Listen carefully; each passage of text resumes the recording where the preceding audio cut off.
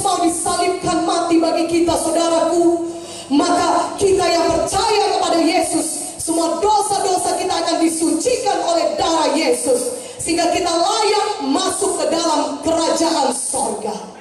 Saudaraku, upah dosa adalah maut. Tetapi kalau kita percaya kepada Yesus, saudara dapat beroleh hidup yang kekal.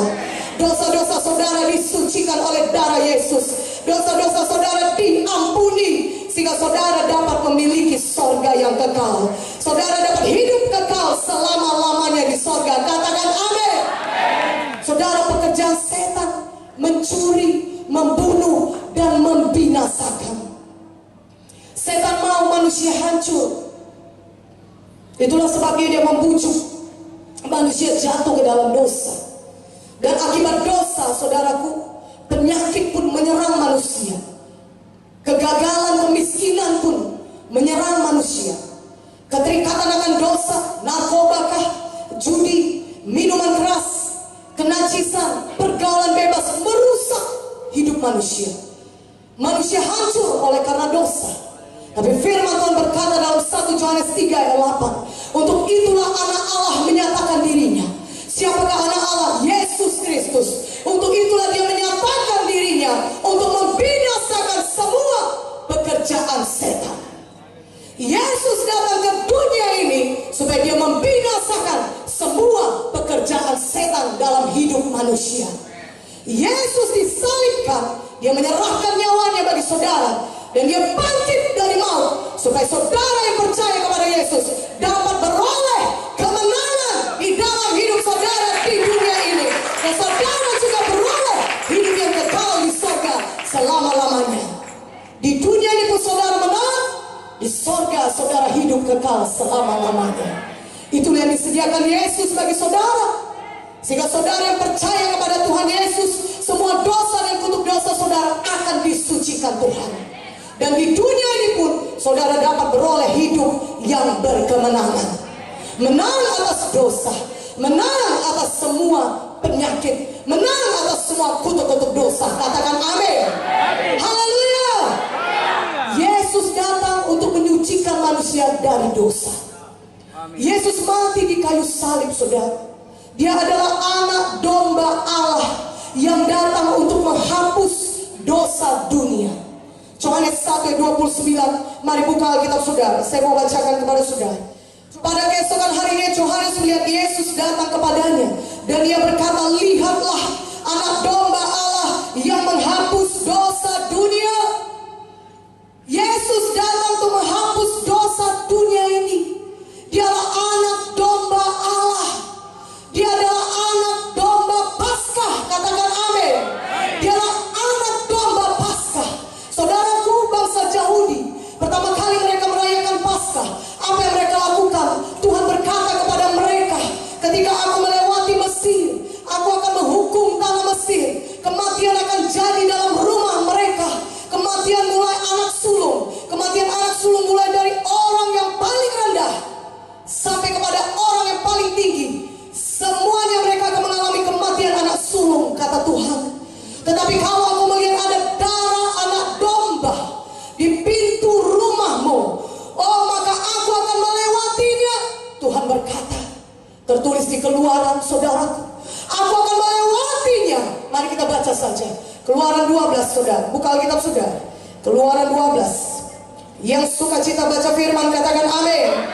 Saya bisa bacakan sebentar saudara dari Keluaran 12 ayat 5 sampai 7, saudaraku. Saya bacakan ayat 5 sampai 7 dan kemudian nanti 12 dan 13. Keluaran 12 ayat 5, 7. Anak dombamu itu harus jantan, tidak bercela.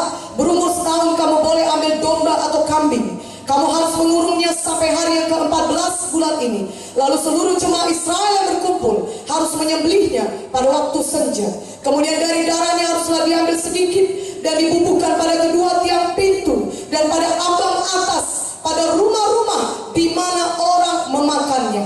Kemudian ayat 12-13. Sebab pada malam ini aku akan menjalani tanah Mesir, dan semua anak sulung dari anak manusia sampai anak binatang akan kubunuh, dan kepada semua Allah di Mesir akan kujatuhkan hukuman. Akulah Tuhan, dan darah itu menjadi tanda bagimu pada rumah-rumah di mana kamu tinggal.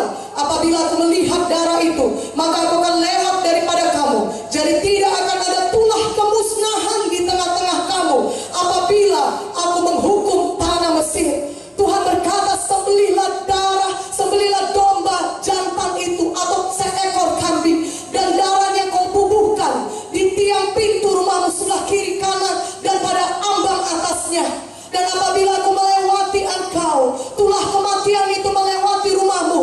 Kalau aku melihat darah itu, aku akan melewati engkau. Kalau aku melihat darah pada pintu rumahmu, aku akan melewati engkau. Tulah kematian tidak akan menjamah engkau. Katakan amin. Dalam bahasa Inggrisnya Tuhan berkata, I will pass over you. When I see the blood, I will pass over you. Pass over, Paskah, saudaraku. Kalau aku melihat darah itu, aku akan melewatimu. Haleluya. Katakan haleluya. Katakan haleluya. Saudaraku yang kekasih, pada malam itu malaikat maut menjalan Mesir, dan di seluruh rumah Mesir ada cerita. Karena ada kematian anak sulung, mulai dari rumah orang tahanan, saudara, sampai kepada rumah Firaun. Ada kematian di Mesir, karena di rumah mereka tidak ada darah anak domba yang disalib, saudaraku.